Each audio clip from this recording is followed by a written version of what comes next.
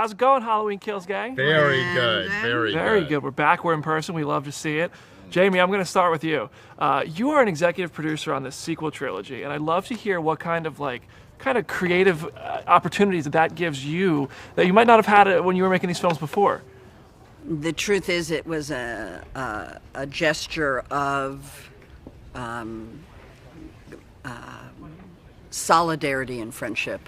I had shit to do as an executive producer, except I am the head. Untrue. I am the head cheerleader. Exactly. Of the Halloween world. That's what EP does. Okay, so then if I am a cheerleader by nature. I was a cheerleader in high school. I love the group work. I love it.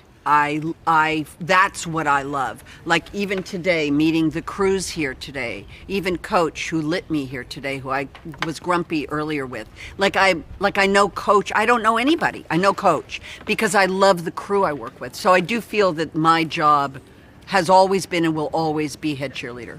Well, I thought you were going to come in and be like, I'm picking who dies, I'm killing everybody. No. That's a creative decision that I stay away from Maestro. That's cool. I'm going to turn to creative decisions over here. And I want to talk about flashbacks, David, because when we go back in time in this movie to the era of the original Halloween movie, not only does the set and the costume and the things we see on screen look of that time, but also I feel like you may have did you use a different film? How did you create that behind the camera? Because I noticed there were some differences.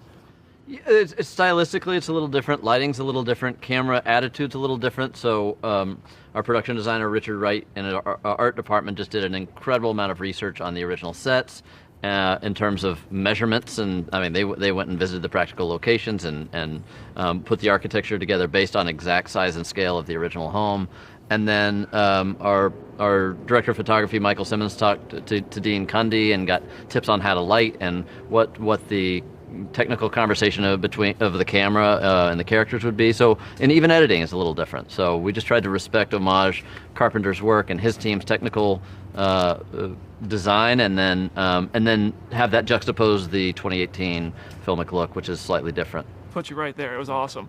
And Jason, you've had your hands in so many different horror properties. As I'm sure Michael Myers will be on this list, I'd love to hear your Mount Rushmore of horror villains. Oh, such a good question. God, my Mount Rushmore. Definitely, we'd have Katie in there from Paranormal Activity for sure. I'd definitely put Katie in there. Let's see. It's funny, I think of it more as what comes to mind when you say it as the Mount Rushmore of Blumhouse. I would put Jamie Lee Curtis there. I would put David. I'd put Lee Wanell, who did The Invisible Man there. Put James DeMonaco, who did The Purge.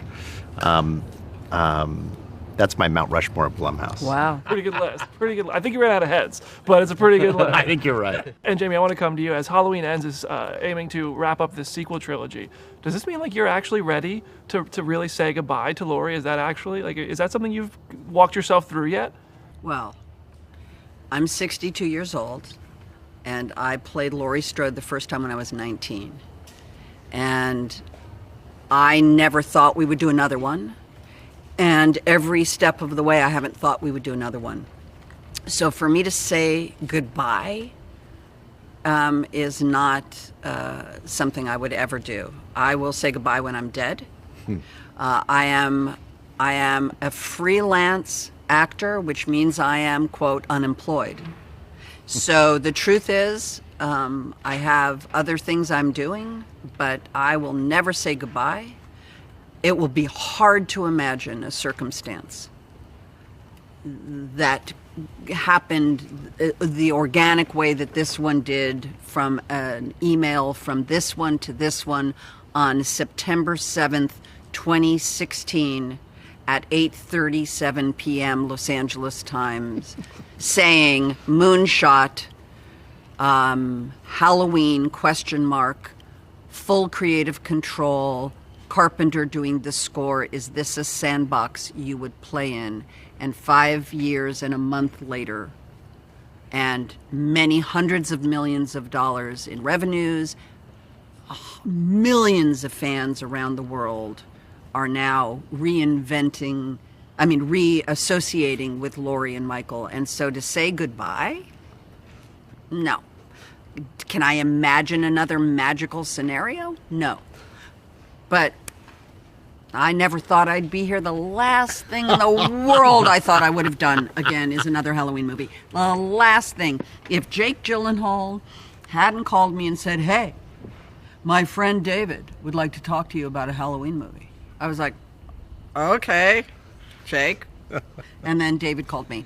But that was after the original email between them. That was way after. Unbelievable how those stars align. Well, thank you all so much, and I can't wait for everybody to see Halloween Kills. Thank you. Thanks a lot.